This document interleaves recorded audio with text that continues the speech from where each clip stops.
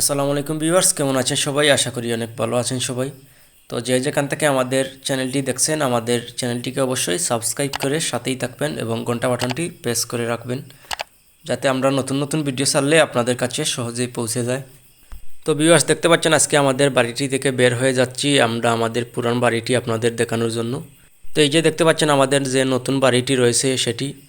তো এই বাড়িটি বানানোর উদ্দেশ্য হচ্ছে গিয়ে আমাদের যে পুরান বাড়ি ছিল সেই বাড়িটির আমাদের নিজস্ব রাস্তা ছিল না, আমরা অন্য রাস্তা দিয়ে যাওয়া আসা করতাম।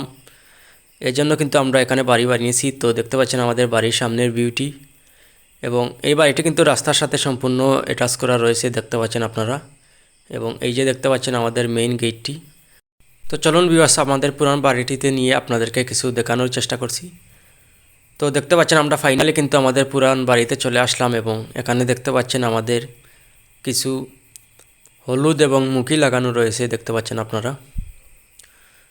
তো এখানে আমরা এবছর মূলত হলুদ এবং মুখী লাগিয়ে রেখেছি, দেখতে পাচ্ছেন আপনারা। এবং এইখানে আমাদের আগে বাড়িটি ছিল, আপনাদেরকে একটু দেখানোর চেষ্টা করছি। এই যে এই মাথা থেকে এই মাথা পর্যন্ত আগে আমাদের যে মাটির গড় ছিল, তো আমরা গড়টি ভেঙে এখানে কিন্তু এখন বিছরা বানিয়ে ফেলেছি, দেখতে পাচ্ছেন আপনারা, মানে ফসলি জমি। তো আপনাদেরকে আমি কাছে নিয়ে দেখানোর চেষ্টা করছি। এই যে দেখতে পাচ্ছেন আপনারা মুখির গাছ কিন্তু উঠে গিয়েছে অনেকগুলো। তো আমরা এখানে 10 থেকে 15 লাইন মূলত মুখী রয়েছি, আর বাকিগুলো সব হলুদ লাগানো রয়েছে। তো দেখতে পাচ্ছেন এখানে আমাদের আরেকটি ফসলি জমি, এবং সামনের দিকে দেখতে পাচ্ছেন আমাদের কিছু গাছ লাগানো রয়েছে। তো চলুন ভিউয়ার্স, আপনাদেরকে আমরা এখন আমাদের যে ধান চাষের জমি রয়েছে তো সেখানে নিয়ে আমরা আপনাদেরকে দেখানোর চেষ্টা করছি। তো আপনারা ভিডিওটি দেখতে থাকুন এবং আমাদের সাথেই থাকুন। তো ভিউয়ার্স, দেখতে পাচ্ছেন আমরা বাড়িটির নিচে চলে এসেছি, এবং এই যে দেখতে পাচ্ছেন আমাদের বাড়িটির সীমানা এই নালা পর্যন্ত রয়েছে। তো এই যে দেখতে পাচ্ছেন এই নালা পর্যন্ত আমাদের বাড়িটির সীমানা কিন্তু রয়েছে, এবং এই আমাদের বাড়িটির সামনেই কিন্তু আমাদের জমিটি রয়েছে। এই যে দেখতে পাচ্ছেন আপনারা, এটি মূলত হচ্ছে আমাদের যে জমিটি। এবং এখানে দেখতে পাচ্ছেন ছোটো একটি খাঞ্জা রয়েছে, এই খাঞ্জাটি মূলত আমি বানিয়েছি। তো দেখতে পাচ্ছেন আমাদের পুরো জমিনটিতে কিন্তু আমাদের ধান বের হয়ে গেছে, আপনাদেরকে আমি কাছে নিয়ে দেখানোর চেষ্টা করছি। তো আমি কাছে চলে যাচ্ছি, আপনারা দেখতে পাচ্ছেন নিশ্চয়ই যে ধান চলে এসেছে আমাদের পুরো জমিনে, দেখতে পাচ্ছেন আপনারা।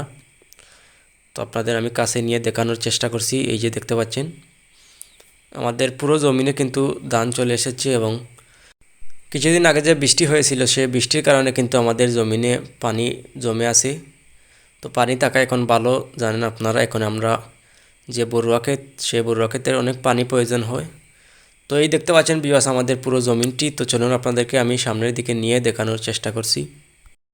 তো ভিউয়ার্স, চলে যাচ্ছি আমি সামনের দিকে। তো আপনারা ভিডিওটি দেখতে থাকুন এবং আমাদের সাথেই থাকুন। তো ভিউয়ার্স, এই যে দেখতে পাচ্ছেন আমাদের পুকুরটি।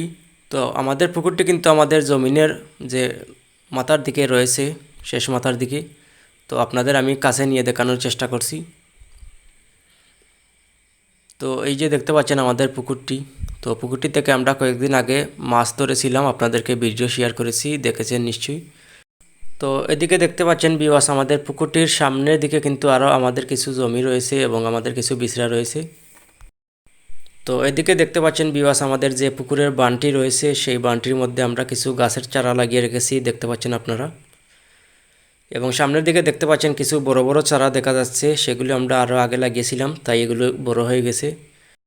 তো এই ছোটো ছোটো চারাগুলো যে দেখতে পাচ্ছেন এগুলো আমরা লাগিয়েছি 3-4 মাস আগে। তো এই হচ্ছে ভিউয়ার্স আমাদের পুকুরের বিউটি। তো আপনারা ভিডিওটি দেখতে থাকুন, আমি আপনাদেরকে সামনের দিকে নিয়ে আরও কিছু দেখানোর চেষ্টা করছি।